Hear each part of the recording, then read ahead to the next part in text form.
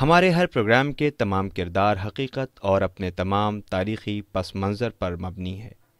اس میں ہر طرح کے خیالی اور میتھیکل پہلوؤں سے پرہیز کیا گیا ہے، لیکن ویژول سچویشن کے اعتبار سے بعض جگہ پر اسکیچ ٹیکنک سے کام لیا گیا ہے، جو تصوراتی ہوتے ہوئے بھی حقیقت سے بہت قریب ہے۔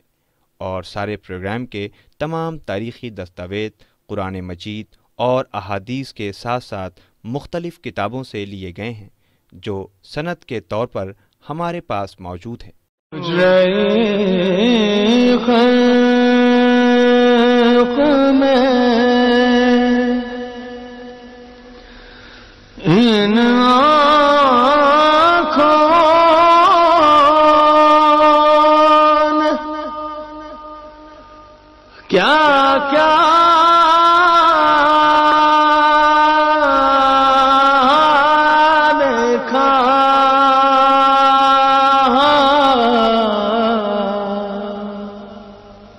بسم اللہ الرحمن الرحیم۔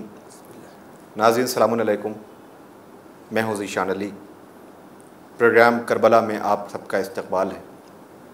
ناظرین، موسم ازاں، ایام ازاں، کربلا والوں کی یاد، فضاؤں میں یا حسین کی صدائیں بلند ہیں۔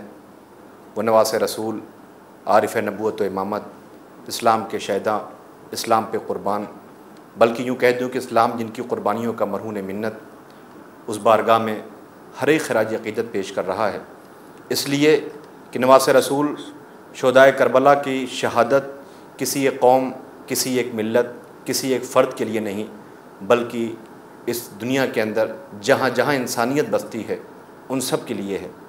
آج اس موضوع پر بات کرنے کے لیے ہمارے ساتھ اس اسٹوڈیو میں موجود ہیں حسن آصف صاحب، غلام عباس صاحب۔ آپ سب کی شخصیت بہرحال محتاج تعارف نہیں ہے۔ ہم سب کربلا والوں کی بارگاہ میں خراج عقیدت پیش کرنے کے لیے بیٹھے ہوئے ہیں۔ ناظرین، ہماری اس پروڈکشن ٹیم کی جانب سے آپ سب دیکھنے والے ناظرین کی خدمت میں کربلا والوں کی شہادت کا پرسہ پیش کرتے ہیں، اور ہم سب کربلا والوں کی بارگاہ میں خراج عقیدت پیش کر رہے ہیں۔ سوال اٹھتا ہے کہ کربلا والوں کی یاد کیوں، کربلا والوں کا ذکر کیوں، کربلا والوں کو خراج عقیدت کیوں؟ وہ اس لیے کہ ہر ایک کی ذمہ داری بنتی ہے کہ وہ اپنے محسن کو یاد رکھے، اپنے احسان کرنے والے کو یاد رکھے۔ امام حسین کا احسان پوری عالم انسانیت کے اوپر ہے۔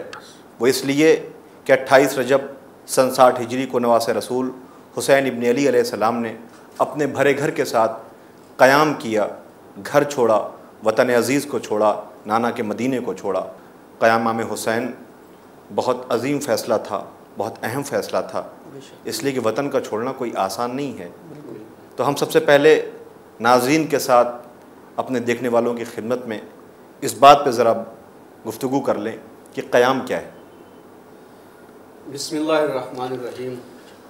رب اشرح لی صدری ویسر لی امری واحلل عقدۃ من لسانی یفقہوا قولی۔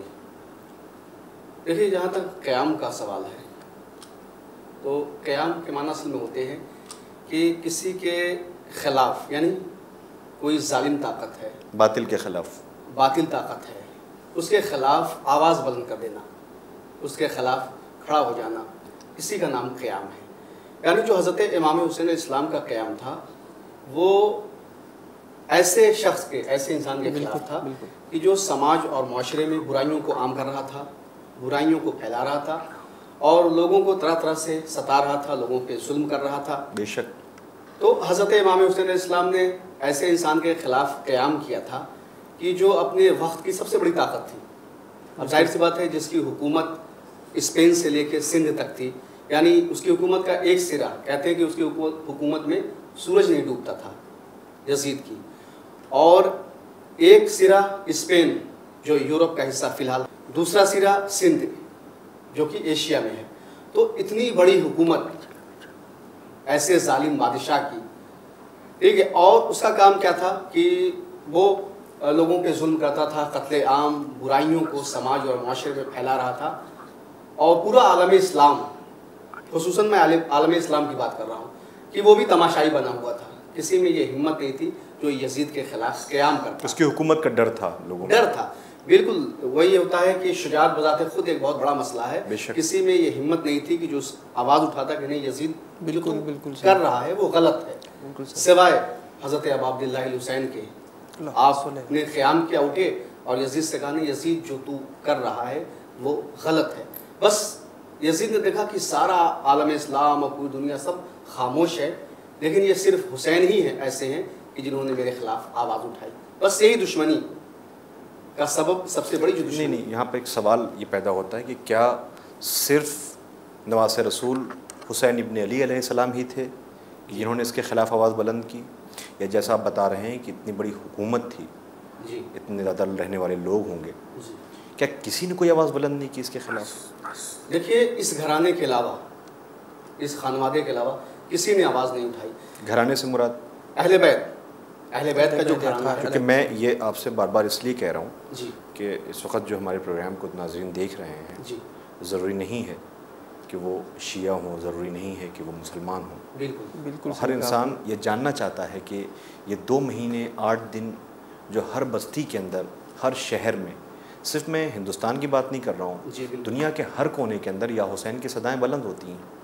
تو یہ کربلا والوں کی یاد منانے کے پیچھے مقصد کیا ہے, ہم اس پہ بعد میں آئیں گے, لیکن ابھی ہم گفتگو کر رہے ہیں قائم امام حسین السلام کی. تو اس لیے میں چاہتا ہوں کہ میں سوال اس لیے بار بار آپ سے کر رہا ہوں کہ تاکہ چیزیں جو ہیں بالکل ہمارے ناظرین تک پہنچتی رہیں. جی دیکھیے بالکل سوائے اس گھرانے کے, یعنی جو اہل بیت کا گھرانہ تھا, ان کے علاوہ کوئی نہیں اٹھا. ہاں یہ بات الگ ہے کہ حضرت امام حسین اسلام نے جب قیام کیا تو کچھ ایسے وفادار ساتھی تھے کہ جنہوں نے حضرت امام حسین اسلام کا ساتھ دیا اس راستے پر. کیوں؟ اس لیے کہ میں نے وہی کہا کہ انسان کو اپنی زندگی میں سب سے جو عزیز شے ہے وہ ہے اس کی زندگی کا باقی رہنا. انسان اس کی اپنی جان, انسان زندگی سے پیار کرتا ہے بالکل صحیح. اور موت سے خوفزدہ ہمیشہ رہا ہے. یہ تو فطرت رہی ہے انسان کی.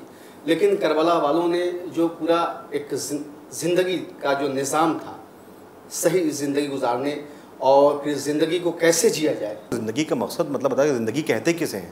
جی بالکل. زندہ رہنا صرف چلتے پھرتے, لباس بدلنا, کھانا کھانا یا خوشیاں منانا, زندگی کے اندر نشیب و فراز آتے ہیں. صرف چلتے پھرتے جسم کو ہم زندگی نہیں کہہ سکتے. نہیں, بالکل نہیں کہہ سکتے. زندگی کے پیچھے انسان کا ایک اپنا ایک مقصد ہونا چاہیے. وہ مقصد کیا ہو, یہ انشاءاللہ ہمارا پورا جو سلسلہ ہے ایپیسوڈ کا, اس میں ہم ناظرین آپ کی خدمت میں پیش کرتے رہیں گے. لیکن غلام عباس صاحب ابھی یہ بتا رہے تھے کہ زندگی کا مفہوم بدل دیا.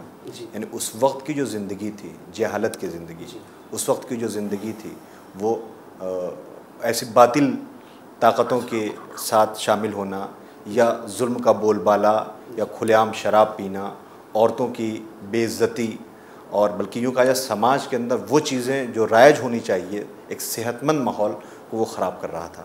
میرا خیال مقصد آپ کا کہنے کا یہی. بالکل, آپ نے بالکل صحیح کہا کہ حضرت امام حسین اسلام نے جو قیام کیا, آپ نے کہا کہ زندگی صرف یہ نہیں ہے کہ انسان کھا پی رہا ہے, چل رہا ہے. زندگی یہ نہیں ہے. دیکھیے حضرت علی علیہ السلام کا قول ہے کہ جاہل انسان ویسے ہی ہے جیسے ایک مردہ انسان. دیکھنے میں تو وہ زندہ ہے, لیکن چلتی پھرتی لاش کے علاوہ کچھ نہیں ہے. یزید سماج اور معاشرے میں جہالت کو عام کر رہا تھا, برائیوں کو پھیلا رہا تھا. اور حضرت امام حسین اسلام زیارت اربعین کا وہ جملہ ہے, پروردگار میں تیری بارگاہ میں اپنے خون کا نذرانہ صرف اور صرف اس لیے پیش کر رہا ہوں تاکہ تیرے بندوں کو جہالت اور ذلت سے باہر نکال سکوں. سبحان اللہ. جزاک اللہ. اور آپ دیکھیں کہ حضرت امام حسین اسلام سب سے بڑا جو مقصد تھا وہ لوگوں کو جہالت سے نکال کر, اندھیروں سے نکال کر علم کی روشنی میں لانا تھا. یعنی روشنی میں لانا تھا اندھیروں سے نکال کے. وہ انسان کی جو برائیوں کو عام کر رہا تھا. آپ اس طریقے سے اندازہ لگائیں کہ اسلام میں جیسے نماز, روزہ, حج, زکوٰۃ, خمس, یہ ساری جو عبادات ہیں بہت اہم ہیں. ٹھیک ہے. حضرت امام حسین علیہ السلام جب حج کے لیے مدینے سے مکے روانہ ہو جاتے ہیں اور پھر آپ کو معلوم ہو جاتا ہے تو امام نے اس وقت حج دیکھی کتنی اہم عبادت ہے. بے شک. نماز, روزہ, حج اتنی اہم عبادت ہے حج. لیکن حضرت امام حسین علیہ السلام نے حج کو ترک کر دیا. یعنی حج کو عمرے سے بدلا اور پھر روانہ ہو جاتے ہیں کربلا کے لیے. کیوں؟ اتنی اہم عبادت کو ترک کرنے کا کیا مقصد ہے؟ عمرے میں تبدیل کرنے کا کیا مقصد ہے؟ مقصد یہ تھا کہ آج جو حسین کا قیام تھا وہ ایک ایسے ظالم اور جابر بادشاہ کے خلاف تھا کہ جو سماج اور معاشرے میں برائیوں کو عام کر رہا تھا، برائیوں کو پھیلا رہا تھا، اسے روکنا زیادہ ضروری تھا۔ لیکن غلام صاحب، تاریخ میں، ہسٹری میں ہم یہ دیکھتے ہیں کہ اس وقت جب امام حسین علیہ السلام نے مدینے کو چھوڑا ہے اور 9 ذی الحجہ کو آپ نے، یہ آپ جیسا بتا رہے ہیں آپ کے قیام وہاں سے حج کو عمرے میں بدلا اور چلے، تاریخ میں تو یہاں موجود ہے، یہاں تک موجود ہے کہ ظالم خنجر چھپا کے لائے تھے حاجیوں کے بھیس میں، حاجیوں کے لباس میں، اور انہوں نے یہ ارادہ کر لیا تھا کہ اس بھیڑ میں جہاں اتنا بڑا مجمع خانہ خدا کا طواف کرنے کے لیے، حج جیسی عظیم عبادت کو انجام دینے کے لیے آیا ہوا ہے، اس موقع پر امام کو وہ شہید کر دینا چاہتے تھے، قتل کر دینا چاہتے تھے اسی جگہ پر۔ اگر حضرت امام حسین علیہ السلام کو وہاں قتل کر دیا جاتا تو پھر دیکھیے کہ یہ بہت بڑا تاریخ کا المیہ ہوتا کہ قاتل بے نقاب نہ ہو پاتا۔ کیوں؟ اس لیے کہ بھائی حج میں آج کے زمانے میں دیکھیں 35 لاکھ 40 لاکھ کا مجمع ہوتا ہے، تو اس زمانے میں بھی اتنا نہیں ہوتا، لیکن پھر بھی ہوتا تھا کہ پیغمبر اسلام حضرت محمد مصطفیٰ صلی اللہ علیہ وسلم کا جو آخری حج تھا، کہا جاتا ہے 1.25 لاکھ حاجیوں کا مجمع تھا، ٹھیک ہے، تو لاکھوں کا مجمع اس وقت بھی ہوتا تھا۔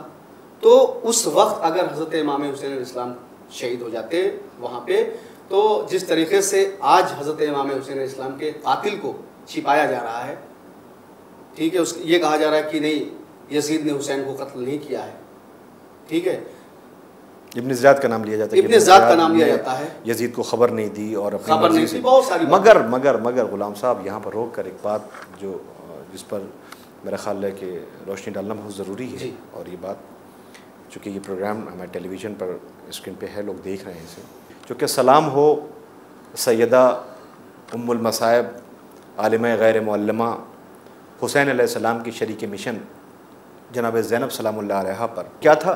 یزید کو بے نقاب کرنا، وہ کیا تھا؟ ظالم کو بے نقاب کرنا، وہ کیا تھا؟ قاتل کو بے نقاب کرنا، اور جناب زینب سلام اللہ علیہا نے یزید کے دربار میں مجلس برپا کر کے یزید کے چہرے سے نقاب اتر لی۔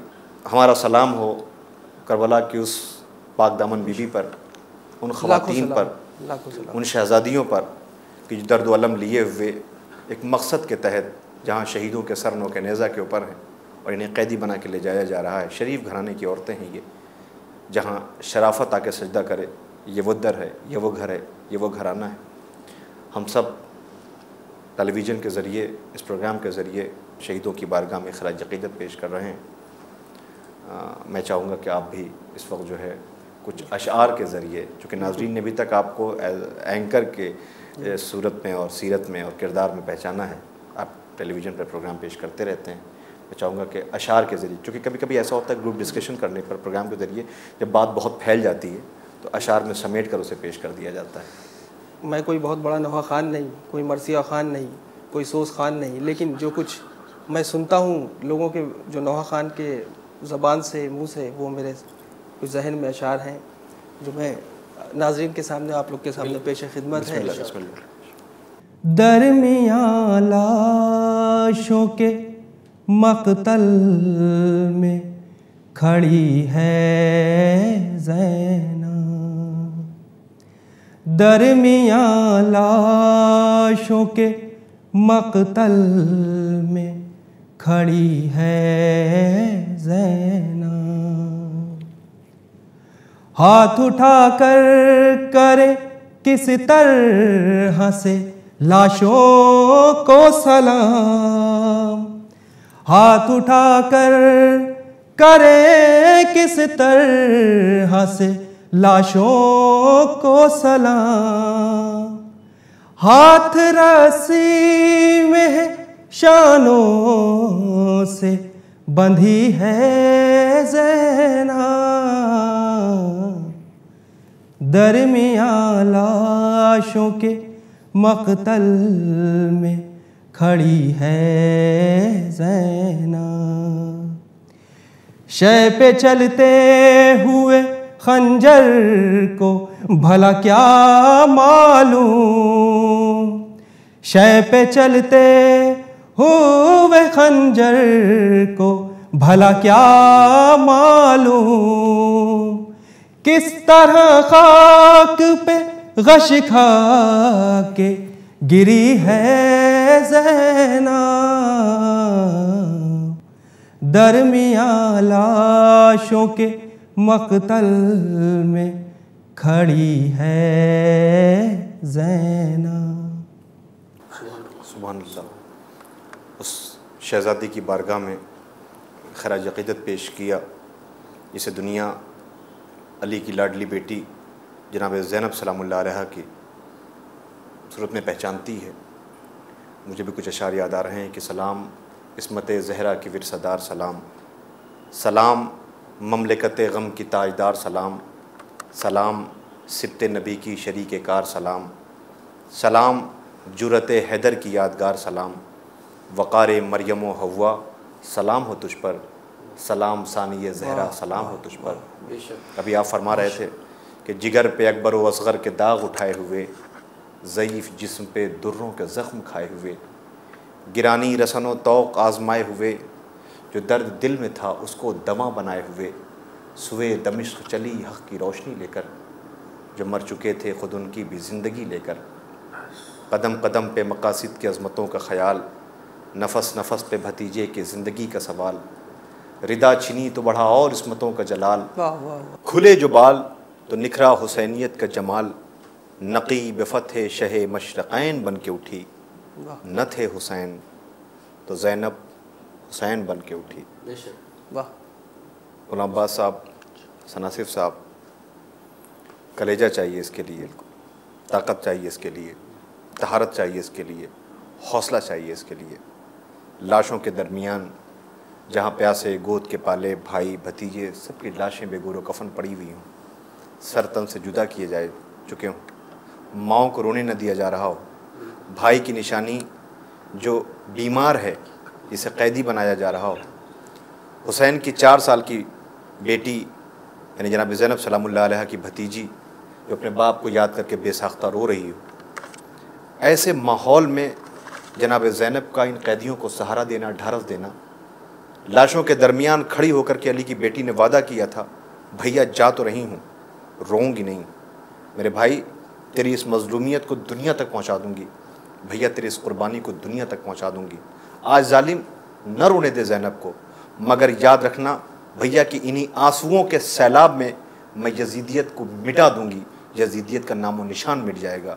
اور زینب سلام اللہ علیہ نے وہ کر کے دکھایا۔ دیکھیے جو حضرت امام حسین السلام کی مصیبت کربلا تک ہے، لیکن کربلا کے بعد جو غم ہے، جو مصیبت ہے، وہ سب سے بڑی مصیبت حضرت زینب سلام اللہ علیہ ہے۔ بے شک۔ اور یہ حقیقت ہے کہ مقصد حسین، حضرت امام حسین السلام کے مقصد کو بچانے والی حضرت زینب سلام اللہ علیہ، بے شک، کیونکہ یزید نے بہت کوشش کی تھی کہ وہ اس قتل کے رنگ و بو کا بھی نشان مٹا دے، کسی کو اس کے رنگ و بو کا بھی پتہ نہ چلے، اور ایسے ہی ہوتا، لیکن یہ شریکت الحسین بی بی ام المصائب جناب زینب سلام اللہ علیہ تھی کہ جو حضرت امام حسین السلام کے اس پیغام کو لوگوں تک پہنچایا، چاہے وہ کوفے کا بازار ہو، کوفہ ہو، پھر شام کی جو منزل ہے شام، اس کے بعد بازار ہیں، بازار، جہاں جہاں بھی حضرت زینب سلام اللہ علیہ گئی ہیں، انہوں نے حضرت امام حسین السلام کے مقصد کو لوگوں تک پہنچایا۔ اور یہی وجہ تھی،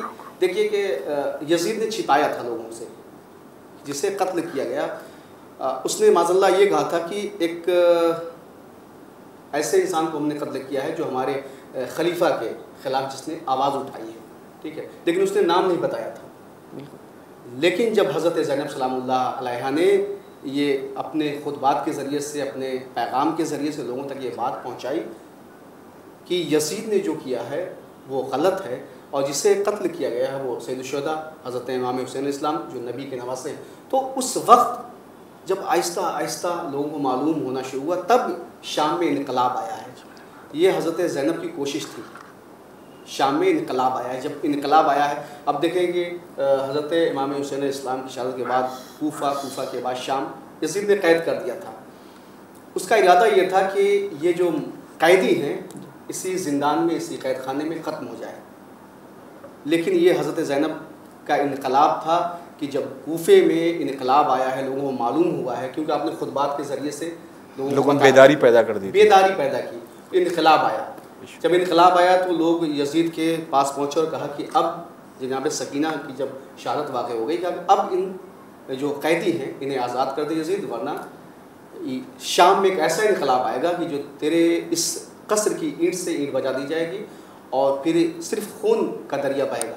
تو اس وقت یزید کو یہ احساس ہو گیا کہ ہو سکتا ہے کہ انقلاب آ جائے شام میں اور مجھے قتل کر دے لوگ. یہ دیکھیے جو لوگ کہتے ہیں کہ یزید نے آزاد کر دیا تھا، آزاد نہیں کیا تھا، بالکل صحیح. یزید نے خوف سے ڈر کے مارے آزاد کیا ہے ان قیدیوں کو. اور یہ جناب زینب سلام اللہ علیہ اور امام سجاد علیہ السلام اور ان عصمت مآب خواتین کی قربانیوں کا اثر.